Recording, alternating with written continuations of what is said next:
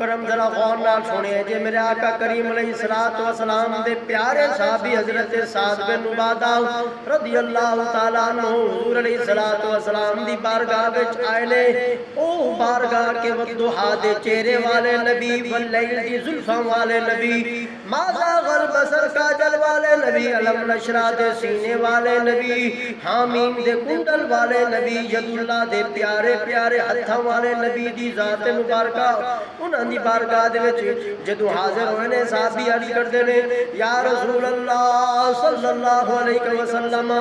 میں اس ٹائم موجود نہیں سی میری والدہ دا انتقال ہو گیا ہے ہن تسی حکم فرماؤ جے اگر میں انہاں دے طرفوں کوئی صدقہ کراں تے انہاں نوں کچھ فائدہ پہنچے گا میرے آقا کریم علیہ السلام نے فرمایا ہاں اکے جدو حضور دا فرمان سنے تے عرض کردا یا رسول اللہ صلی اللہ علیہ وسلم میں پھر تانوں گواہ بنا کے کہنا ماں میرا باغ ہے میں والدہ دے نام دے اوتے خیرات کیتی